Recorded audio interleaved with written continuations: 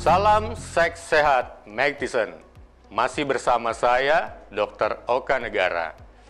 Apa kabar ereksi Anda hari ini? Semoga baik-baik selalu. Salam ini cukup unik karena episode kali ini, edisi kali ini adalah edisi Okedok yang spesial, Okedok Plus. Okedok Plus adalah Okedok yang akan membahas seputar khusus permasalahan seksualitas. Dan seperti biasanya, Okedok akan dihadiri oleh bintang tamu yang energik, passionate, dan inspiratif. Kali ini saya tidak sendiri. Di session ini kita akan mengupas banyak hal yang sangat menarik seputar seksualitas manusia, seputar update informasi, dan banyak hal berkaitan tentang informasi, mitos seksual, dan fakta-fakta seksual yang bisa dieksplorasi. Saya akan ditemani oleh sahabat saya yang sangat energik, Dr. Pram.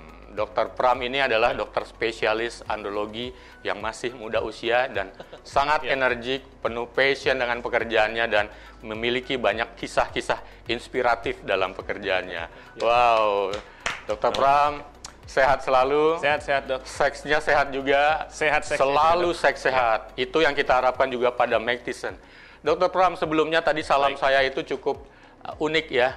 Bagaimana kabar ereksi Anda hari ini? Semoga baik-baik saja, semoga bagus terus. Itu ereksi yang bagus itu harus dimiliki ya oleh semua laki-laki sebenarnya ya? Benar, Dok. Coba ceritain. Jawabannya benar sekali ya. Jadi kalau fungsi ereksi itu penting bagi seorang pria ya. Jadi dengan ereksi yang optimal, ereksi yang sehat, ereksi yang juga maksimal tentu akan mencerminkan kondisi kesehatan secara umum dari seorang pria tersebut. Pria dewasa tentunya. Ya. Jadi, ereksi yang masih bagus, itu artinya menunjukkan laki-laki itu sehat. Iya, tentu. Seperti itu. Atau sebaliknya, kalau ereksinya mulai terganggu, jangan-jangan sudah mulai ada masalah. Iya. Masalah kesehatan, umum malahan. Tidak cuma masalah seksual. Tidak harus tentang seksual. Karena apa? Katanya, pembuluh darah yang bagus itu menjamin kualitas dari ereksi yang bagus. Jadi kalau ereksinya kurang bagus, jangan-jangan terjadi masalah dengan salah satunya pembuluh darah dan sistem metabolisme tubuhnya. Wow, itu. Jadi saya harapkan Magtisen terutama yang laki-laki atau mereka yang punya pasangan, pastikan bahwa apakah ereksi dari pasangannya masih baik-baik saja. Mudah-mudahan masih baik-baik saja. Kalau tidak, ikuti terus Okedok Plus ini.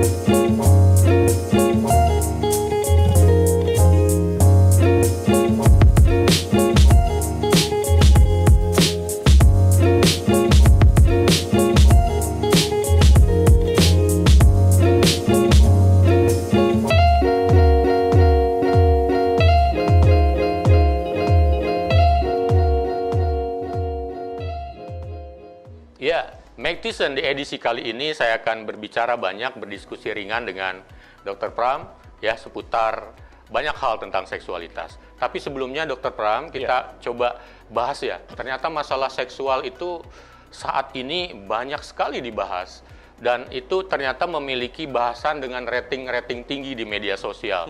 Contohnya nih, yang kemarin lagi rame-ramenya dibahas tentang yang disebut dengan fetisme kain atau bungkus jarik gitu ya. Itu gimana itu ceritanya, Dr. Pram? Menarik loh itu dibahas. Ya, jadi informasi tentang seksualitas ya, seks ataupun juga mungkin kaitannya dengan saat ini ya kita mungkin banyak work from home, memang informasi seksual itu banyak sekali dibahas dan sangat menarik gitu. Apalagi dengan istilahnya ada tabu ya di kita ya, Dok. Jadi kita perlu memang lebih menarik lah untuk membahas tentang seksualitas itu. Jadi seperti itu. Mungkin itu ya, Dok ya? Iya, dan satunya akhirnya banyak orang yang ternyata kasus kasus yang muncul di media sosial jadi booming. Iya. Ya, kasus yang kemarin sempat yang mahasiswa sebuah universitas perguruan tinggi itu yang kemudian mengintimidasi teman-teman juniornya untuk melakukan adegan membungkus diri, katanya sih untuk demi kepuasan seksualnya, tetapi juga. Kan justru itu yang harus dipastikan ya, apakah itu memang fetisme atau bukan, jadi harus benar-benar dibuktikan, dan ini sedang dibuktikan rupanya, sedang diproses, karena kalau berbicara tentang fetisme itu sendiri kan sesuatu yang berkaitan dengan ketertarikan orang, fantasi, dorongan seksual ke hal-hal yang berbau pada bagian atau benda-benda yang non-seksual.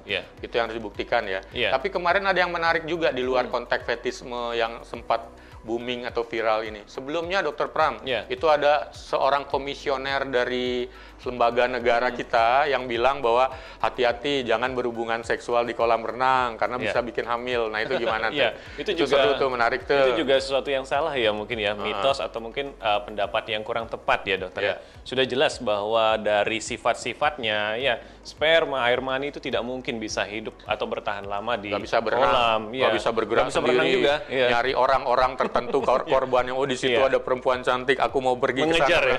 Tentu saja tidak dok. Nggak bisa ya. Jadi itu sudah salah kaprah dan salah besar sebenarnya. Jangan percaya itu Mike Tyson, karena belum lagi air kolam itu isinya bahan-bahan kimia, ada klorin dan lain-lain. Jadi sperma itu udah di situ udah mati, jadi nggak bisa bergerak. Kan Dr. Pram sendiri aktif di praktek andrologi itu juga sangat sering melakukan pemeriksaan sperma atau benih laki-laki, bahwa kalau dibiarkan di luar dalam keadaan di luar dari sel tubuh kita atau jaringan tubuh, spermatozoa itu bisa mati dalam hitungan jam. Ya, jadi di atas 1 jam sudah mati ya. 1 jam sudah mati. Sudah mulai menurun lah kapasitasnya dokter, kapasitas fertilitasnya sudah sangat menurun. Apalagi sekarang kalau misalnya di air kolam dok, yang mengandung zat-zat kimia, tentu saja pasti akan cepat. Di media yang ada saja tanpa campuran apa-apa 1 jam ya, bahkan setengah jam sudah mulai berkurang kualitasnya. Makanya kalau orang mau periksa cairan sperma itu yang disebut dengan sperma analisis atau semen analisis, nggak boleh lebih dari 1 jam kan begitu. Setelah 1 jam kita bisa periksa, tapi jangan terlalu lama dokter. Jangan terlalu lama. Untuk kualitasnya akan menurun. Jadi seperti itu. Apalagi di cairan yang ada bahan kimianya. Tentu saja itu sudah salah kaprah dokter. Tapi sebenarnya bisa dipertahankan ya, kalau ternyata dibikin media yang cocok dengan suasana seperti di dalam organ reproduksi perempuan. Benar. Jadi ada media tertentu, ada teknik tertentu dokter, bisa kita mempertahankan benih daripada laki-laki tersebut untuk hidup di luar tubuhnya dalam jangka waktu tertentu. Itulah yang kemudian bisa dilakukan pada teknologi reproduksi berbantu, seperti inseminasi atau dalam konteks mereka ingin melakukan bayi tabung. Wow, seru sekali. Jadi sekali lagi yang kemarin ada yang menyatakan bahwa berhubungan seksual di kolam renang, hati-hati karena bisa bikin hamil, itu adalah suatu yang jelas-jelas hoax. Mitos. No. Dan ada yang menarik sebenarnya lagi, ini kan sudah 5 bulan, kurang lebih 5 bulan saat kita berdiskusi ini, sudah menjelang 6 bulan kita sebenarnya memasuki masa era si corona ini ya, pandemi ini.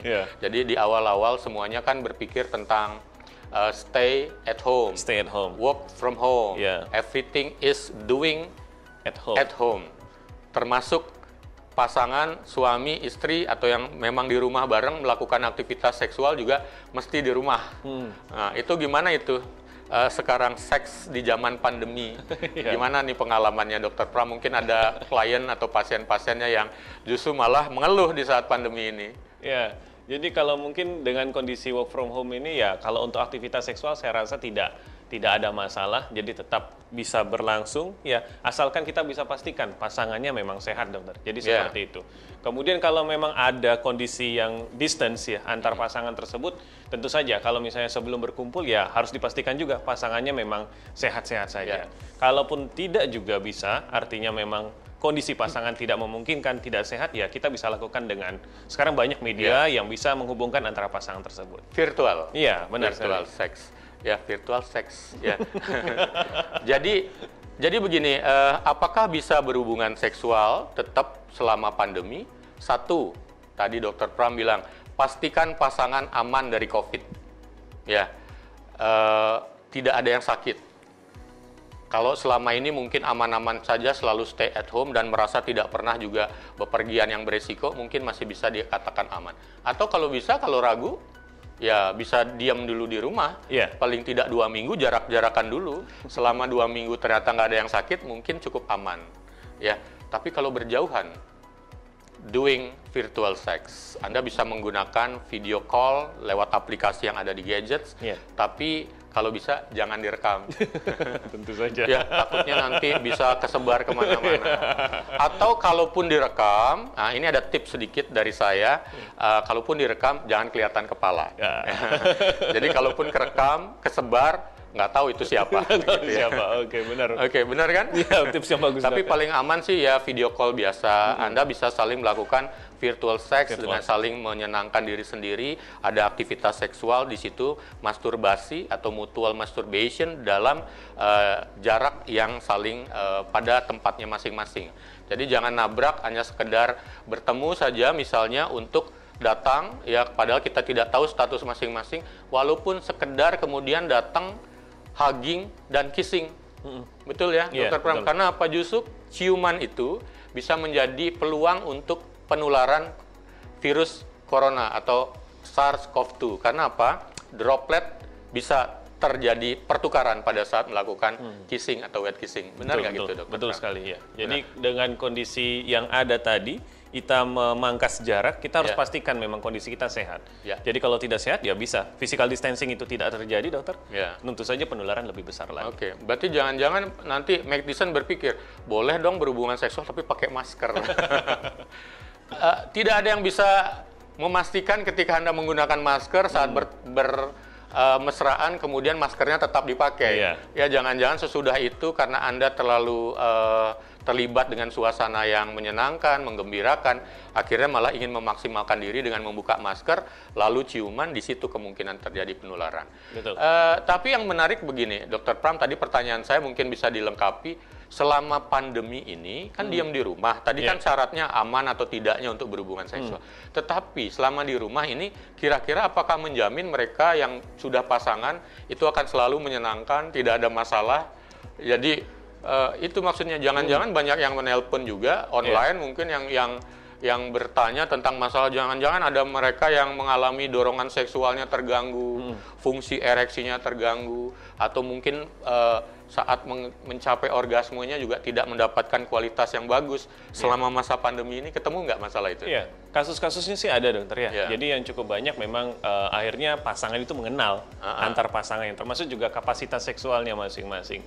Jadi mulai mengenal terhadap kondisi, terutama fungsi seksualnya sih. Jadi banyak yang saya temukan kalau kasus-kasusnya yang sering ejakulasi dini. Paling banyak untuk saat ini di masa pandemi ini. Jadi diketahui mungkin karena rasa jemu juga, sudah 5 bulan bersama, ya di awal mungkin menggebu-gebu, semangat, penuh semangat. Padahal harusnya semangat gitu ya. Sayangnya tidak bisa mempertahankan semangat tersebut, ya di belakang sudah mulai juga ada tuntutan pekerjaan, mulai masuk, ya akhirnya juga menurun semua kapasitas tersebut. Jadi seperti itu. Betul. Jadi memang selama pandemi ini ternyata permasalahan seksual itu bisa dikatakan sangat unik. Tidak seperti teori matematika, ketika semuanya di rumah, frekuensinya akan menjadi lebih sering, kemudian kualitasnya juga akan lebih sering, walaupun ini bisa dijadikan ajang untuk, tadi saya sepakat sama Dr. Pram, ajang untuk mengenal ya potensi masing-masing dan juga mengeksplorasi kemampuan seksual masing-masing juga, tetapi ternyata muncul juga sering beberapa gangguan. Tadi Dr. Pram menemukan gangguan, ada yang mengalami ejakulasi dini, pada beberapa kasus juga ada yang dorongan seksualnya menurun. Karena apa? Dorongan seksual itu sangat ditentukan juga oleh keadaan psikisnya. Kemudian ada juga yang fungsi ereksinya terganggu, karena juga tergantung juga dari dorongan seksualnya. Karena selama pandemi ini tidak melulu masalah kesehatan yang muncul, tetapi juga masalah ekonomi. Ketika ada misalnya seorang pasangan, suami istri udah siap berhubungan seksual, ini kasus yang menarik, Dr. Pram, pasangannya udah siap berhubungan seksual, tiba-tiba ketika sudah melakukan persiapan untuk hubungan seksual, mereka bermesraan atau foreplay, salah satu pasangannya yang perempuan tiba-tiba ingat bahwa suaminya punya utang. Jadi ketika misalnya sudah siap berhubungan seksual, papa, entar dulu ya pak, ya lagi 2 hari, papa mesti bayar utang loh. Dan itu seketika juga dorongan seksual bisa redup dan fungsi seksualnya salah satunya ereksinya tiba-tiba terhentak menjadi menurun dan tidak lagi bisa mencapai ereksi yang maksimal atau kekerasan ereksinya mengendor. Itu menjadi masalah juga dan bisa berpengaruh kepada hubungan seksual berikutnya. Kasus seperti tadi rupanya muncul juga selama pandemi. Cukup sering sekali. Jadi selama pandemi ini tentu salah satunya ya faktor kayak tadi kejenuhan, kemudian juga faktor ekonomi. Ya. Jadi menjadi permasalahan sejak 5 sampai 6 bulan ini diam di rumah tanpa menghasilkan. Akhirnya ya itu yang dipikirkan dan menjadi masalah kemudian. Itu jenuhnya tadi juga jangan-jangan bukan cuma jenuh pada suasana pandemi, tapi jenuh ngelihat pasangannya juga. Karena pasangannya ternyata baru dilihat, oh ternyata kayak gini ya, begini-begini aja. Ya. Jadi ada yang menarik kemarin juga Mike Tyson, ada pasangan yang biasanya pada saling bekerja, sekarang terpaksa dirumahkan. Kalau selama bekerja ternyata ketemunya dalam keadaan yang tidak setiap hari bertemu, jadi yang baik-baiknya aja kelihatan. Tapi ternyata selama dari rumah, mulai dari jeleknya, bajunya, baunya, semuanya rasa tidak menyenangkan muncul gitu. Padahal sesungguhnya Anda harus terima apapun yang ada pada pasangan Anda. Yang masalah kemudian adalah bagaimana memaksimalkannya. Saat jenuh, bukan lagi berpikir tentang bagaimana menjadi bosan, tetapi change your partner. Change your partner itu maksudnya bukan mengganti dengan pasangan yang lain, tapi the look of your partner, the smell, baunya, wanginya, pakaiannya, suasananya. Nah itu. Sepakat ya, Dokter Pram? Sepakat. Penting sekali. Jadi variasi kemudian juga termasuk fantasi di sana. Jadi antar pasangan tersebut bisa membuat suatu suasana yang selalu baru selama masa pandemi ini. Jadi otomatis juga semangatnya, baik itu semangat seksualnya juga akan selalu tetap. Dan itu Dokter Pram lakukan juga dengan istri. Saya lakukan soalnya buat istri. Harapannya seperti itu, Dok. Sepakat. Kita semua sepakat harus seperti itu. Dan Mike Tyson, yang perlu diketahui juga, tadi itu adalah realita yang terjadi belakangan ini yang cukup menarik. Tetapi secara dasar, general, kita semuanya sesungguhnya perlu saat ini tetap mengimprove, meningkatkan lagi informasi kita tentang kesehatan reproduksi, seksual, dan problem seksologi yang ada. Karena semua orang hampir punya masalah ini dan akan melaluinya. Tidak cuma mereka yang sakit, tidak cuma yang ada di media saja, tetapi semua orang. Anda, Mike Tyson, termasuk saya, termasuk Dr. Pram juga. Selalu kita mengimprove itu. Dan ini berkaitan juga dengan kenyataan yang ada bahwa informasi seksual itu, reproduksi dan seksualitas, seringkali masih kurang. Atau kalaupun ada, ternyata sumbernya masih seringkali kurang tepat ya, Dr. Pram ya. Di era media sosial, IT begini, banyak informasi yang salah itu. Benar. Jadi nanti banyak informasi yang berkaitan mitos, hoax, dan lainnya. Terutama buat anak muda nih. Anak muda, terutama kalau mereka tidak paham mengenai mengelola dorongan seksualnya, akhirnya bisa kebablasan, bisa kena HIV, penyakit-penyakit, infeksi menular seksual, ada yang kemudian melakukan aborsi akhirnya karena tidak siap dengan kehamilannya, dan ujung-ujungnya bisa terjadi gangguan infertilitas. Betul sekali. Itu gimana itu, Dokter Pram? Jadi memang benar ya. Jadi kembali saya akan kaitkan ya. Jadi ke masa pandemi ini.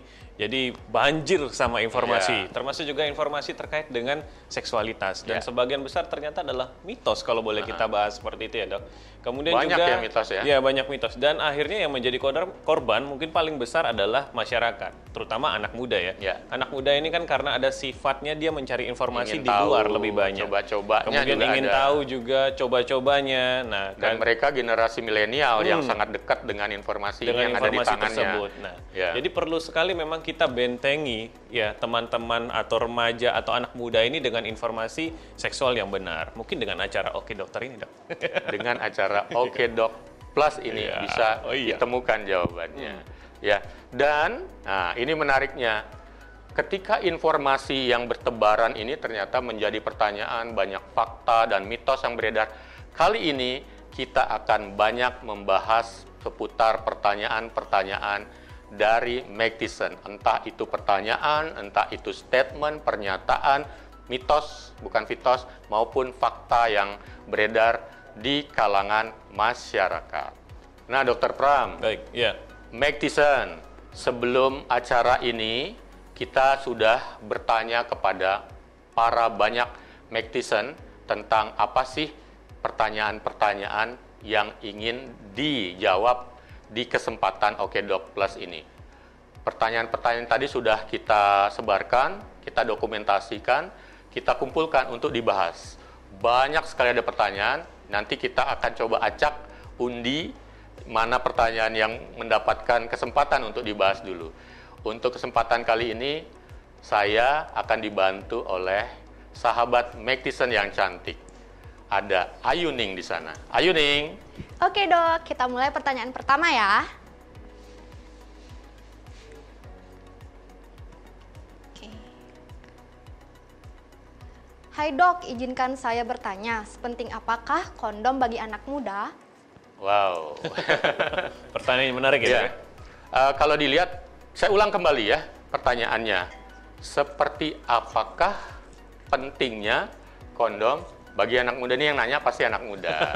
Berarti yang sudah mulai ada keinginan atau kebutuhan menanyakan tentang kondom. Betul. Tapi pertanyaan ini nggak salah, Dokter Pram. Ya. Artinya ketika ada kebutuhan, ada dorongan seksual, dan ketika mereka bertanya, itulah yang semestinya ditanyakan kepada orang-orang yang dianggap bisa menjawab pertanyaannya dengan layak dan juga bisa dipercaya. Untuk itu kita akan menjawabnya. Dokter Pram, coba deh jawab. Ya, terima kasih. Jadi Mac-tician pertanyaan bagus sekali ya. Jadi bagaimana sih, apa pentingnya ya daripada kondom itu? Jadi sudah tahu kalau jawabannya pasti penting tuh. Ya, penting sekali. Karena kondom itu tidak hanya alat kontrasepsi.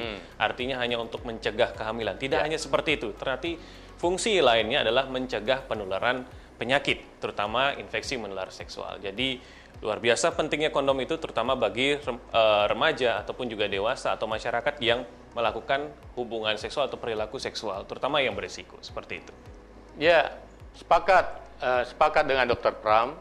Jadi tadi Dokter Pram sudah sangat jelas, sangat cerdas menjelaskan bahwa kondom itu adalah salah satu dari alat kontrasepsi sebenarnya, tetapi dia memiliki nilai lebih dari sekedar alat kontrasepsi. Jadi fungsinya malah berlipat dari sekedar alat kontrasepsi. Jadi untuk mencegah kehamilan, kemudian yang kedua, mencegah infeksi menular seksual yang tidak dimiliki oleh alat kontrasepsi yang lain. Dan ini sangat cocok pas jika ternyata kebutuhan menggunakan kondom ini sudah muncul di kalangan anak muda. Karena dibandingkan mereka tidak menggunakan alat proteksi, yang itu artinya terjun bebas dan akhirnya bisa terjadi kehamilan tidak diinginkan, infeksi menular seksual, jadi gunakan kondom. Itu khusus untuk mereka yang memang sudah memerlukannya untuk melakukan aktivitas seksualnya. Dan ternyata Dokter Pram ada juga fungsi tambahan dari kondom, tidak cuma untuk IMS, infeksi menular seksual, mencegah kehamilan, tapi di situ ada tambahan-tambahannya, ada untuk pleasure, untuk kesenangan seksual. Makanya ada kondom-kondom yang ada bentukannya yang aneh-aneh, ada dotnya, kemudian ada aroma-aroma, dikasih aroma-aroma tertentu yang dianggap untuk pelengkap hubungan seksual. Sesungguhnya ini untuk melengkapi dari banyak mitos tentang kondom yang menyebutkan bahwa menggunakan kondom itu rasanya tidak terlalu menyenangkan. Jadi dengan tambahan tadi itu bisa menjawab bahwa itu bisa saja menyenangkan. Karena kemarin udah lama, sekitar 10 atau 12 tahun yang lalu, survei yang dilakukan oleh sebuah lembaga survei menyatakan dari banyak orang yang menyebutkan bahwa menggunakan kondom tidak menyenangkan, dari 10 itu ternyata 6 orang yang menjawab belum pernah menggunakan kondom. Jadi ada yang menjawab itu asal gitu. Ternyata beberapa penelitian lain menyebutkan bahwa yang paling penting adalah fungsi proteksi dari si kondom ini, yang ternyata lebih dari sekedar alat kontrasepsi. Seperti tadi yang sudah dijelaskan juga oleh Dokter Pram. Gitu ya? Iya. Sudah jelas, Mac-tician? Kembali lagi, pertanyaan kedua. Ayuning. Oke dok, terima kasih ya atas jawabannya. Selanjutnya, baca pertanyaan yang kedua.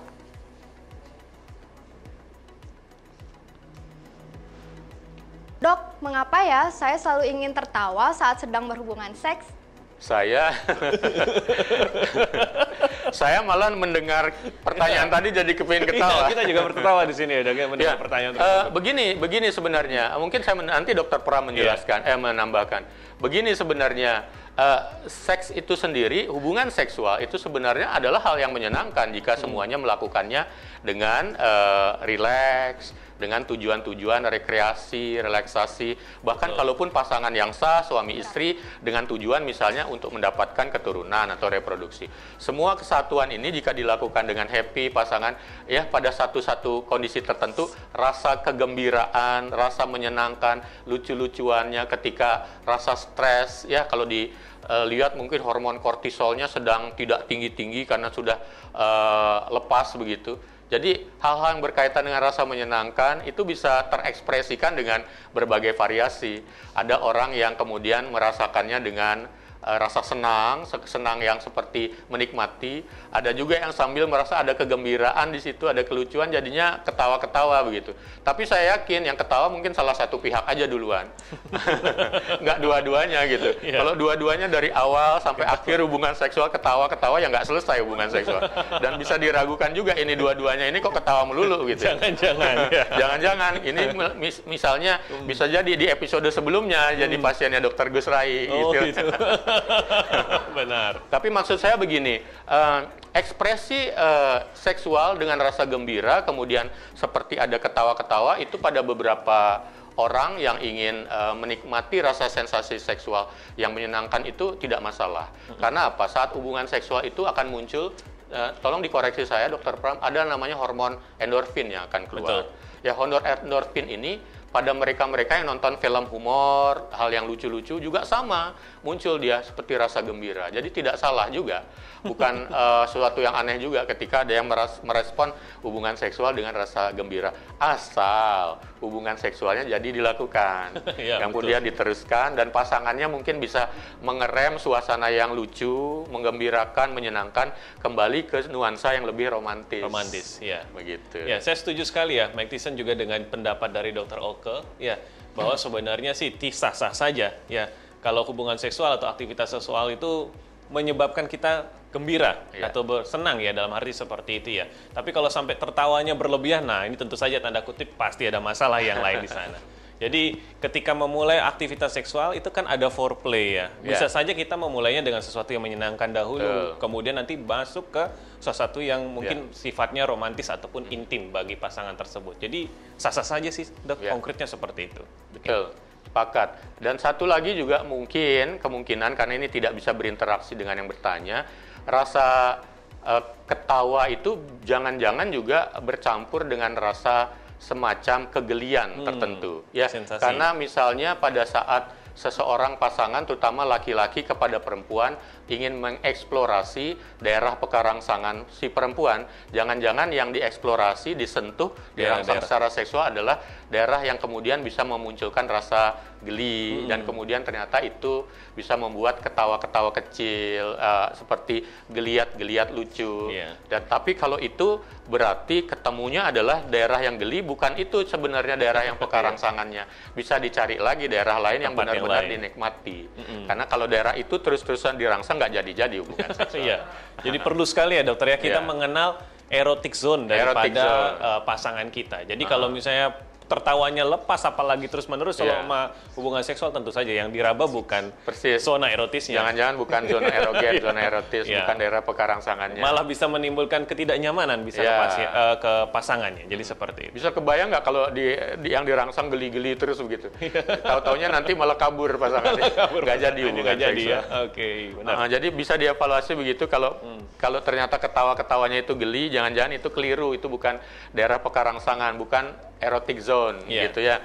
Jadi perlu dicari yang lain. Jadi hubungan seksual itu sebenarnya juga adalah ajang latihan sebenarnya, di mana pasangan saling mencari daerah pekarangsangan yang paling disukai, ya.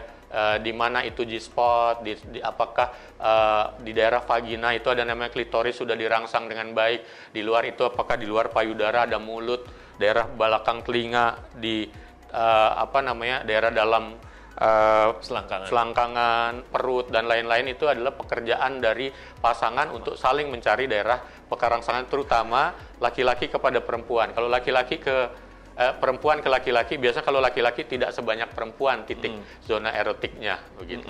Betul. Ya, begitu. Ayuning, mudah-mudahan Mike Tyson bisa memahaminya. Ya, cukup ya? Cukup. pertanyaan ketiga. Ayo Ning. Oke dok, pertanyaan ketiga.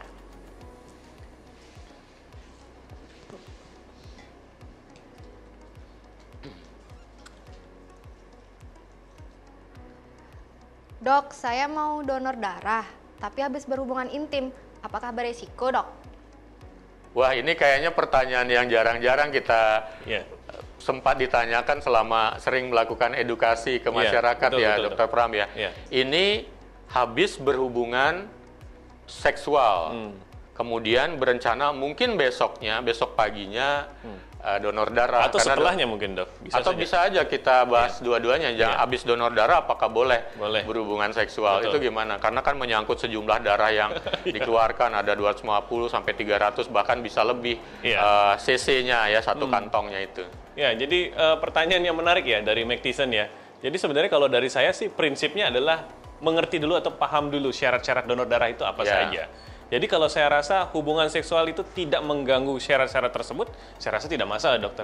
Jadi seperti itu. Jadi kan donor darah itu ada syarat-syaratnya, misalnya secara fisik tensinya harus bagus, darah, kemudian juga lagi berat badannya harus baru cukup, memulai pertama kali.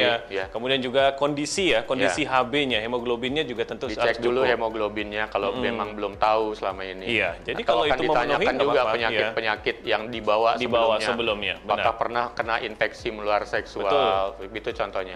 Dan belum pernah dalam statement untuk calon-calon donor darah ini ada syarat-syarat. Di kertasnya tidak ada.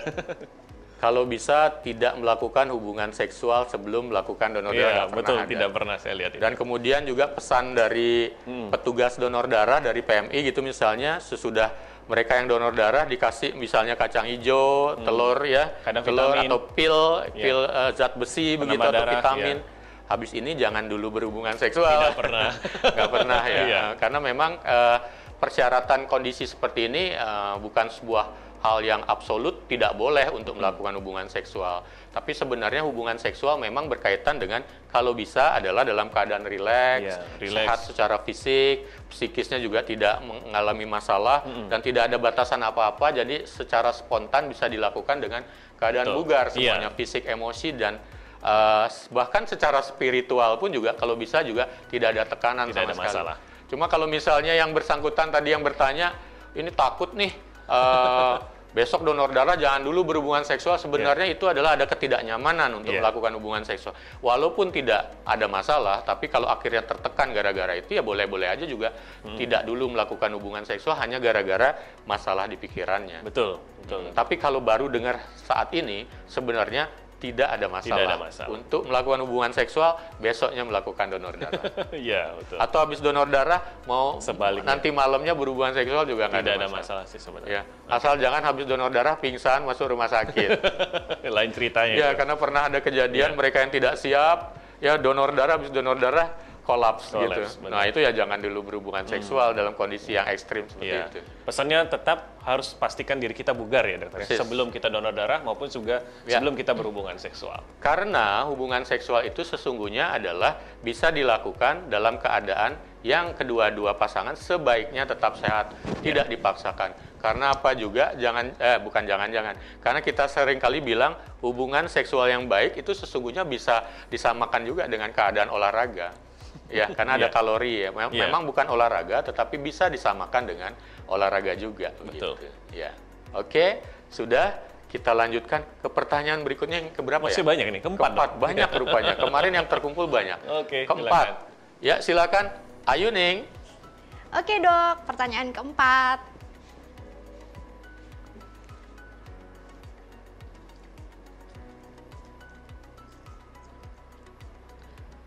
Masturbasi itu berbahaya, bikin lutut kopong dan bisa mandul. Apa benar dok? Nah yang ini baru sering sekali ditanyakan. Ketika edukasi ini nggak itu ke remaja, nggak ke guru-guru, nggak ke orang tua. Ada grup-grup juga parenting class kita punya di beberapa lembaga remaja kita punya juga ya grup-grup. Ini pertanyaan paling sering ditanya. Paling sering dan paling bahaya katanya dokter Pram. Bikin lutut kopong. Kemudian kropos dok ya. Kropos ya. Jadi macam-macam lagi loh. Ada katanya bisa bikin buta, bisa bikin mandul juga. Oke. Ya masalahnya jadi banyak ya karena masturbasi ya. Baik, jadi kalau untuk efek daripada masturbasi yang sering pada istilahnya tadi pada lutut dan lain-lain itu saya rasa sudah tidak benar ya, hoax jadinya seperti itu. Tidak ada sih hubungannya, mungkin juga tidak ada ya yang bisa membuktikan korelasinya secara umum tidak ada dokter. Jadi ya mungkin kalau kita takutkan kalau misalnya aktivitas masturbasi yang sering ya karena berlebihan ya. Berlebihan kan terus-terusan, punya waktu luang banyak, kerjaannya masturbasi aja di rumah. Stay at home. Orang tuanya pada pulang, pada pergi, di rumah nggak ada siapa-siapa, buka Twitter, nonton pornografi. Di open sama dokter. Langsung, karena 2 hari lalu ada remaja yang nanya ke saya, "Dok, kok banyak banget tayangan pornografi di Twitter?" Gitu. Ternyata di Twitter nggak bisa diblok ya, nggak bisa, kementerian. Betul. Jadi aktivitas masturbasi yang terlalu sering ini kan akan menimbulkan seperti adiksi juga ya, akan menimbulkan ketagihan karena rasa yang tadi disampaikan ada rasa kenikmatan, endorfin yang meningkat, ya, jadi rasa senang. Nah ini akan mengganggu kalau misalnya kita punya aktivitas yang lain, tentu saja akan mengganggu juga hal-hal lainnya secara sosial seperti itu mungkin. Ya, jadi kata kuncinya adalah masturbasi secara medis itu adalah salah satu cara untuk menyalurkan dorongan seksual, bahkan bisa dikatakan tetap sehat selama tidak kecenderungannya untuk mengakibatkan keterusan dan ada adiksi. Dan yang satu lagi mungkin saya tambahkan Dokter Pram, asal juga tidak menggunakan alat-alat yang berbahaya. Dilakukan dengan sehat. Betul, jadi ada misalnya masturbasi tidak cuma dilakukan oleh laki-laki, ternyata juga dilakukan oleh perempuan. Perempuan kadang-kadang memasukkan sesuatu ke dalam kelaminnya. Kalau itu ternyata kotor, bisa mengundang infeksi. Kemudian yang laki-laki jangan-jangan menggunakan alat bantu khusus. Misalnya saya pernah punya kasus ini pakai kursi dia, jadi cedera. Sela-sela kursi jadi cedera. Begitu. Tapi memang sebenarnya bisa loh. Masturbasi itu bisa mengakibatkan berbahaya, itu bisa Dokter Pram. Gimana itu dok? Kalau dilakukan di tengah jalan tol. Tapi orang normal, orang sehat tidak akan pernah melakukan itu. Iya, betul. Yang itu adalah bercanda ya. Jadi selama dorongan seksual yang ada dikelola dengan baik, sesekali melakukan masturbasi karena mungkin berfantasi atau pasangan sahnya sedang berjauhan, silahkan saja boleh melakukan masturbasi. Itu masih dikategorikan sehat. Kenapa masturbasi dikonotasikan dengan hal berbahaya? Mungkin pernah ada sejarah ceritanya ketika ternyata aktivitas ini dalam sebuah kitab-kitab agama-agama tertentu dipercaya itu membawa dosa karena tokoh yang diceritakan di sana itu ternyata melakukan perbuatan yang dianggap saat itu tidak bisa diterima oleh kalangan masyarakat, dan kemudian itu jadi muncul bukunya disebutkan bahaya masturbasi bisa bikin buta, bisa bikin lumpuh, bisa bikin hilang ingatan, bisa bikin mandul, katanya lututnya kopong, jadi bisa mandul karena dipikir mungkin cairan sperma atau sperma dihasilkan di lutut kali ya. Ternyata enggak gitu ya. Jadi anak-anak muda sering begitu. Jadi remaja-remaja nongkrong bareng gitu, kadang-kadang berdekatan, saling pegang lutut. Dipegangin begitu, dicek ini habis gini, ini sering begini gitu. Padahal itu sekali lagi no, itu adalah hoax. Ya, itu mitos atau hoax.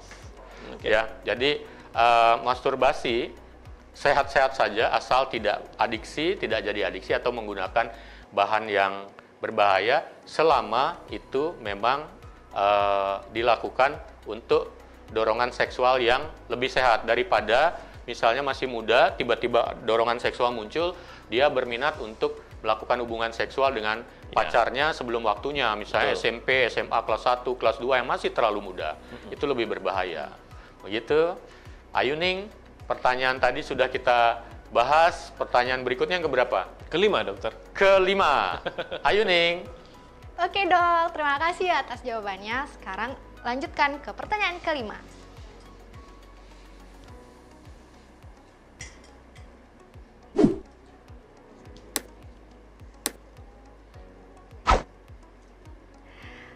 Hai, mau tanya, apakah hiperseks sehat? Saya berhubungan badan 1 hari 5 kali loh. Ayo dok, lanjut. Wow. Apakah hypersex itu sehat? Ya, satu ada kata hyper, satu lagi mau disebutkan itu sehat. Tapi saya kepingin tanya ke Dokter Pram dulu ya. Hypersex itu yang disebut hypersex itu apa sih? Selama ini biar netizen juga tahu, paham. Ya, silakan Dokter Pram. Jadi hypersex ini lebih ke istilah di masyarakat ya. Sebenarnya tidak ada sih, kalau secara keilmuan kita sebut hyper, hypo, itu tidak ada sih sebenarnya konotasi seperti itu. Kita kembalikan ke pasangan masing-masing, bukan begitu ya dokter ya? Jadi kita kembalikan ke pasangan suami istri atau pasangan seksual tersebut.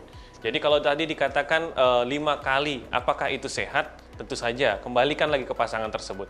Kalau mereka merasa nyaman, mereka merasa menikmati, kemudian prosesnya tidak menimbulkan efek samping atau mungkin juga menimbulkan gangguan, saya rasa it's not problem gitu. Jadi mereka yang punya wewenang, mereka yang punya hak untuk melakukan hal tersebut. Yang penting jangan diumbar, jangan diinformasikan keluar. Saya rasa cukup untuk informasi pribadi saja. Mungkin itu informasi dari saya, dokter. Terlebih jika ini kemudian adalah berkaitan dengan kemampuan seksualnya. Maksudnya begini, ketika masih muda, dorongan seksual masih kuat, hormon seksualnya yang namanya testosteron masih bagus-bagusnya, levelnya masih cukup tinggi, potensi untuk melakukan hubungan seksual berulang kali di saat yang pendek masih sanggup. Tapi tentu saja kemudian bisa kita lihat nanti kalau umur ya. Misalnya umur yang bertanya ini kan nggak ketahuan tadi umurnya berapa. Kalau umurnya 65 atau 70 tahun minta tiap hari 5 kali. Bisa ambiar. Artinya kondisinya tidak semampu itu untuk mengelola kalori yang harus dihabiskan dalam seharinya. Jadi makanya nanti ada yang disebut dengan frekuensi hubungan seksual yang pas, itu balik lagi sepakat dengan dokter Pan, tergantung dari pasangannya, tergantung dari kondisi tubuhnya. Salah satunya potensi seksual itu juga ditentukan oleh level hormon seksual masing-masing yang ada pada dirinya masing-masing. Jadi semakin muda, itu masih boleh-boleh saja sering. Pasangan-pasangan muda malah begitu menikah ada yang istilahnya bulan madu. Bulan madu diharapkan mungkin 1 minggu, 2 minggu, jangan dulu bekerja, silahkan untuk pelesiran, happy-happy dan menikmati hubungan seksual dengan harapan rileks, menikmati hubungan seksual, pulang dari itu mungkin sudah berbuah, ada hasil, misalnya terjadi kehamilan, kan begitu. Dan itu bisa setiap hari dilakukan. Ya kan rugi juga kalau bulan madu 1 minggu berhubungannya 1 kali aja selama bulan madu. Jadi diharapkan boleh sering, tetapi mungkin tidak bisa dipertahankan seperti itu sampai di usia-usia seterusnya. Walaupun harapannya ketika seseorang sudah bisa mempertahankan kualitas dirinya, kesehatan, kebugaran fisik termasuk level hormonnya, dia masih mampu loh untuk melakukan hubungan seksual yang cukup sering dengan frekuensi yang juga berdekatan harinya. Tetapi ada beberapa penelitian riset yang menyebutkan bahwa hubungan seksual yang kemudian diharapkan direkomendasikan sebagai hubungan seksual yang sehat ya, karena ini ngomongin tentang sehat, mungkin adalah banyak yang merekomendasikan 2 kali seminggu, berapapun usianya semakin mampu ya, Dr. Pram ya. Betul. Karena itu samping dia bisa maintain hormon testosteronnya juga ternyata bagus juga untuk reproduksi.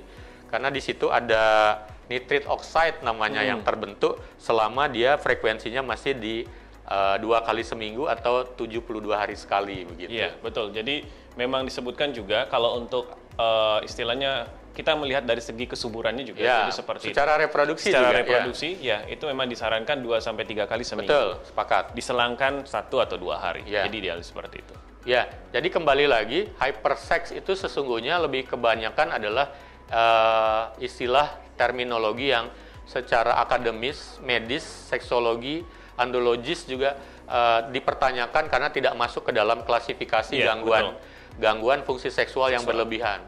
Kalau fungsi seksualnya dia menurun, ada yang disebut dengan hypoactive sexual desire ada. Tetapi kalau yang meningkat, itu mungkin masih bahasa awam atau umum. Jadi banyak yang mengenal, kemudian ada yang disebut laki-laki yang hyperseksual atau perempuan hyperseksual, ada yang satyriasis, ada yang nymphomania. Itu sebenarnya masih benar-benar perlu dikaji ilmiah lagi karena tidak benar-benar terbukti bahwa hyperseksual itu adalah sebuah kasus yang benar-benar fakta, ada, nyata, dan jelas gininya, kejadiannya. Begitu, Ayu Ning, mudah-mudahan bisa terjawab ya. Masih ada pertanyaan lagi ya dok ya dari Mektis? Masih banyak sebenarnya, tapi kayaknya kita masih punya waktu untuk membahas 2 kali pertanyaan lagi. Pertanyaan berikutnya, Ayu Ning. Oke dok, pertanyaan selanjutnya ya.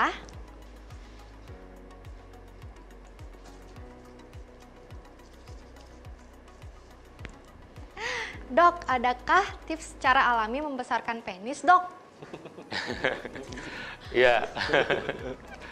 Itu yang tadi waktu Ayuning baca, Ayuning sampai senyum-senyum begitu. Mudah-mudahan itu bukan pertanyaan dari Ayuning. Ya, maksud saya gini, pertanyaan seperti ini adalah pertanyaan klasik turun-temurun mungkin sejak zaman dahulu kala.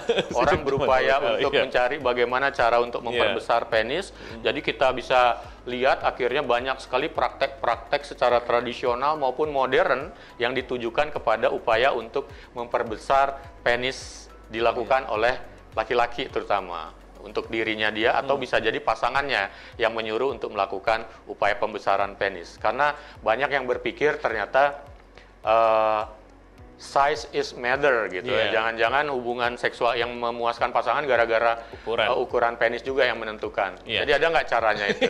Kalau ditanya cara alami ya sampai saat ini belum ada ya dokter ya, bahkan ya mungkin yang ada yang beredar hanya sebatas upaya-upaya mitos ya atau yang mungkin tidak benar ya. Jadi seperti itu ya. Praktek-praktek yang tidak bertanggung jawab keliru ya. Yang keliru. Tapi kalau misalnya dengan secara medis tapi dengan kondisi khusus ya, artinya memang ada gangguan dari segi ukurannya atau termasuk dalam istilahnya kelompok ukuran yang kecil, penisnya tentu saja bisa kita obati. Jadi seperti itu. Jadi saya ya pertanyaan klasik ini sering ditanyakan ya. Padahal sebenarnya ya kembali lagi saya mengingatkan ke Mike Tyson bukan size-nya yang penting, tapi bagaimana how to use the toolsnya itu ya. Jadi dengan baik dan Jadi benar. Dr. Pram pingin kita menyadari bahwa it is not about the gun, but the man behind the gun. Itu yang paling penting. Ya, tapi memang kenyataannya adalah Mike Tyson banyak sekali orang ingin bepergian ke tempat-tempat tertentu untuk menyuntikkan silikon misalnya atau datang ke emak-emak ya untuk dipijit untuk memperbesar kelaminnya, atau ada yang melakukan jerat penis tertentu atau ada yang menggunakan traksi digantung penisnya supaya bisa membesar, padahal sesungguhnya ketika sudah pubertas itu tercapai maksimal 17-18 tahun, itu penis sudah nggak bisa diapa-apakan lagi. Kecuali yang terjadi, Dr. Pram ya, mereka yang masih di bawah 11 atau 12 tahun pada anak-anak yang ketahuan ada diagnosis karena penisnya ukurannya ekstrim kecil, yang disebut tadi maksudnya Dr. Pram adalah mikropenis yang menunjukkan ada gangguan tumbuh kembang. Kalau tidak dilakukan terapi, itu bisa diterapi. Karena kalau tidak dilakukan terapi, tumbuh kembang, fungsi reproduksi, bahkan fungsi seksualnya nanti akan menjadi masalah. Jadi selama masih di bawah 12 tahun masih bisa. Khusus mereka yang sudah dewasa udah nggak bisa diapa-apakan lagi, kecuali yang memang terjadi misalnya fungsinya itu terganggu, ukuran buah pelirnya atau testisnya kelihatannya kecil, ya ternyata sesudah dicek juga hormon seksualnya, hormon testosteronnya mengalami masalah, atau hormon-hormon yang lain yang disebut dengan kelompok gonadotropinnya itu juga mengalami masalah. Bisa dilakukan terapi hanya untuk memperbaiki levelnya, tapi tidak menjamin untuk penisnya kemudian jadi tumbuh dalam ukuran yang extraordinary seperti yang ada di film-film porno. Karena di film-film porno sesungguhnya itu adalah artis-artis yang sudah terpilih. Jangan pernah tertipu kemudian dengan tawaran-tawaran obat tertentu, menyuntikkan sesuatu atau dan yang lain. Tapi ini sebenarnya juga jadi masalah, Dok. Saya semakin sering mendapatkan memang artinya pria-pria yang sebenarnya ukuran penisnya normal, tapi dia menganggap selalu seperti kurang atau kecil ya, entah itu dari pasangannya atau dari dirinya sendiri. Nah ini kita sering sebut sebagai small penis syndrome namanya. Jadi istilahnya sebenarnya ini bagian dari body discomfort syndrome. Jadi dia merasa tidak nyaman dengan dirinya. Ya gampang sekali sebenarnya terapinya, hanya kita menjelaskan bahwa ukuran Anda sudah benar dan silakan dimaksimalkan potensi yang ada dan jangan hiraukan yang tadi seperti tadi ya yang di yang di luar sana ya yang ditawarkan. Nah itu jelas tidak benar. Kemudian yang ada di video-video yang ditampilkan itu juga banyak editingnya, jadi seperti itu. Dan Mike Tyson perlu tahu bahwa ketika seseorang mungkin sudah mencoba misalnya menggunakan minyak lintah kemudian memakan tangkur buaya, injeksi silikon, sesungguhnya mereka datang kemudian dengan merasa rugi, ternyata tidak ada perubahan apa-apa, tapi mereka tidak berani melaporkan, mengeksposnya ke publik, karena ini menyangkut dengan harga diri yang kalau akan ketahuan misalnya, atau mereka yang pernah menyuntikkan silikon, ternyata jadi berubah, bengkak dan tidak beraturan, ini disebut dengan silikonoma namanya, dan itu perlu dikeruk lagi, dikeluarkan lagi, karena kalau dibiarkan fungsi seksualnya akan terganggu. Dan kalaupun sudah dikeruk pun ada jaringan-jaringan pembuluh darah, jaringan saraf yang juga akhirnya ikut terangkat atau mengalami kerusakan. Jadinya fungsi seksualnya malah berubah, menjadi terganggu, persis. Jadi jangan sekali-sekali kemudian berusaha mencoba untuk memperbesar kelamin dengan menyuntikkan sesuatu atau menambahkan sesuatu, membungkusnya dengan bahan-bahan tertentu yang bikin bengkak seperti di Papua sana, itu menggunakan seperti itu. Karena yang kemudian akan menjadi korban adalah fungsi seksualnya. Maunya mencari kelebihan dari size, ternyata fungsinya yang kemudian menjadi terganggu. Jadi useless deh semuanya. Segala upaya untuk yang dilakukan tiada guna.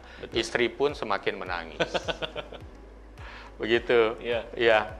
Oke. Seru ya sebenarnya Dokter Pram ya. Oke, masih satu lagi nih kesempatan kali ini. Silakan, Ayu Ning. Oke dok, pertanyaan terakhir.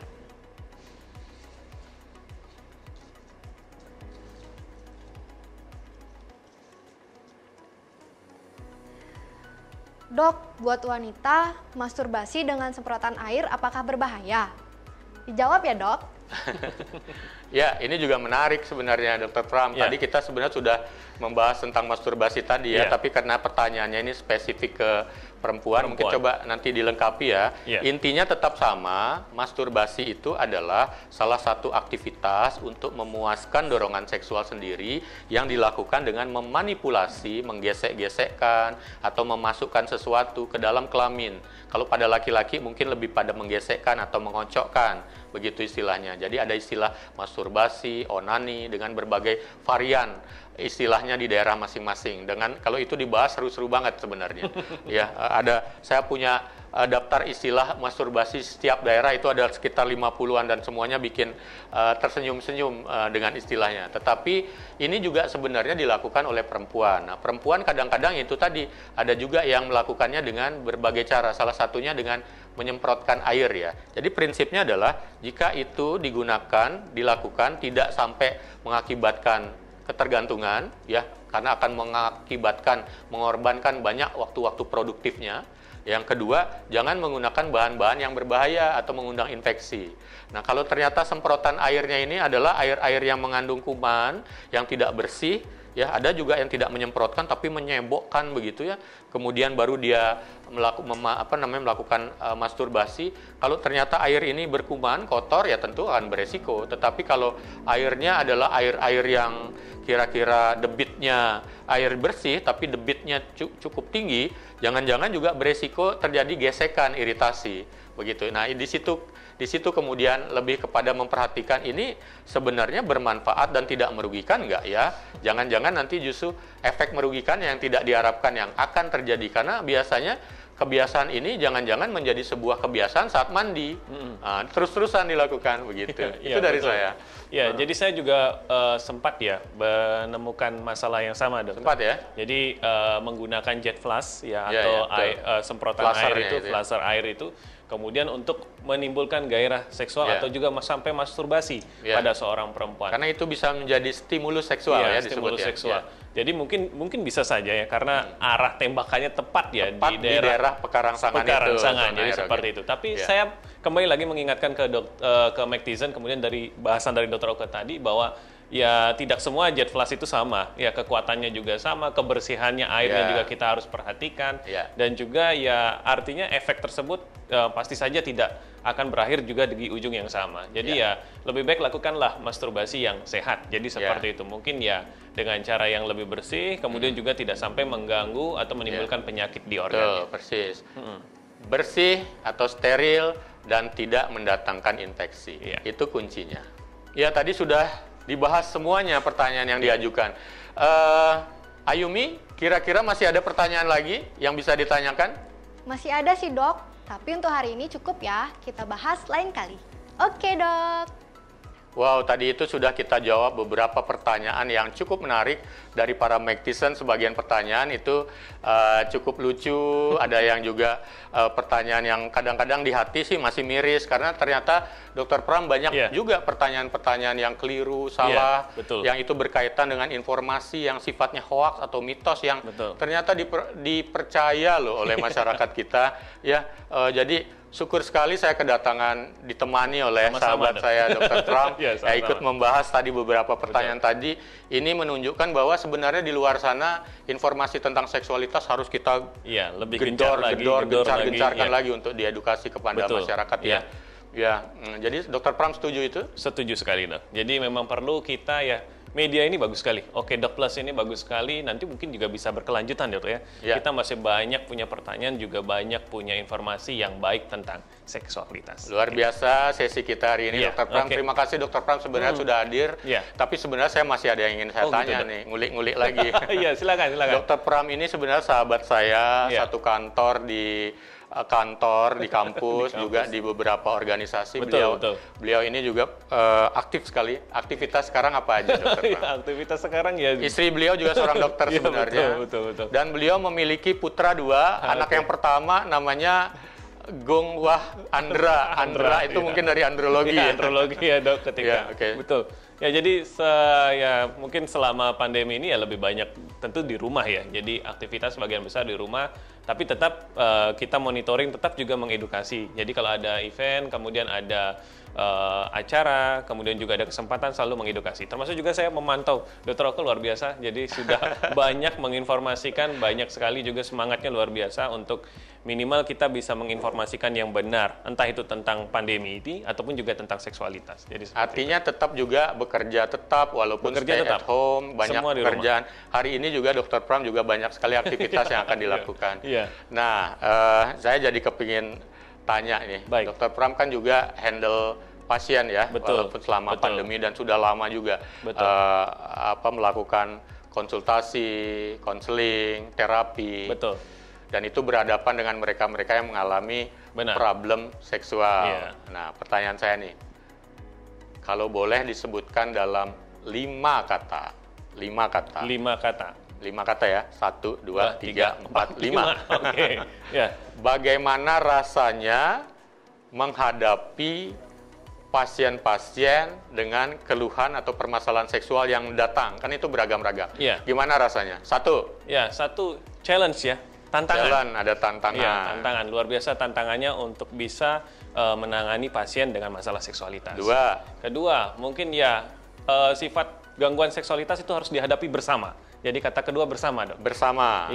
Pertama challenge, kedua together. Betul. Kemudian yang ketiga pasti aman. Jadi di sini safety. Jadi penting sekali keamanan, terutama juga informasi yang kita dapatkan dari pasien. Jadi kita yakinkan bahwa yang kita sampaikan itu selalu kita bisa amankan. Jadi seperti itu. 4. Kemudian yang keempat tentu saja yang paling penting adalah penanganannya harus komprehensif. Semuanya harus bisa ditangani, artinya kedua belah pihak. Tidak hanya satu sisi saja yang kita tangani. Kelima. Yang terakhir adalah tetap semangat, Dok. Tetap semangat. Jadi karena usaha penanganan itu tergantung sebenarnya ke pasien. Kita hanya membantu. Luar biasa. Sama-sama, Dok. Dr. Pram. Kita sudah kehadiran seorang spesialis andrologi yang energik, passion dan inspiratif. Banyak sekali sebenarnya kegiatan beliau, nanti bisa di browsing di mana-mana di medsos Dr. Pram Semare, pasti ketahuan aktivitas beliau apa. Tapi sebelum kita akhiri, Dr. Pram, sesi Oke Dok Plus ini, satu atau pesan atau last message buat Magtician, silakan. Pesan saya mungkin merangkum yang tadi juga Jadi cari informasi yang benar, salah satunya mungkin mendengarkan atau menikmati siaran dari Oke Dok Plus ini. Kemudian juga yang lainnya adalah lakukan mungkin seksual yang sehat, baik itu di rumah maupun juga dengan pasangannya. Mungkin itu saja, Dokter. Yang lainnya jaga dirinya, tetap di rumah, lakukan protokol kesehatan dengan benar. Berarti lakukan terus, tetap keep doing seks sehat, tetapi ingat selalu di masa pandemi adalah jaga dengan protokol kesehatan. Itu adalah sebuah advice, nasihat yang luar biasa yang bisa dilakukan oleh semua Magtician di rumah. Magtician semua, Jadikanlah diskusi sehat hari ini sebagai sebuah pengetahuan yang kemudian bisa dijadikan bahan untuk pendidikan seks yang sehat. Karena apa? Karena jika kita semuanya mendapatkan informasi yang sehat, itu akan membentuk juga sikap dan perilaku kita yang sehat. Dalam hal ini adalah dalam melakukan hubungan seksual yang sehat. Jadi, pastikan selalu bahwa kita tetap sehat dengan tetap melakukan protokol kesehatan selama masa pandemi ini. Dan demikianlah acara Oke Dok kita kali ini. Ingat selalu, seseorang baru berarti tidak hanya dari gelar, jabatan, maupun apapun yang dia miliki, tetapi seorang baru berarti dari apa yang telah dia berikan buat orang lain. Tetaplah di Oke Dok dan Oke Dok Plus, karena semua tentang kesehatan dan kesehatan seksual ada di sini. Dan jangan lupa untuk tetap mengikuti acara ini hanya di Mag TV, Magnificently Inspiring. Salam seks sehat.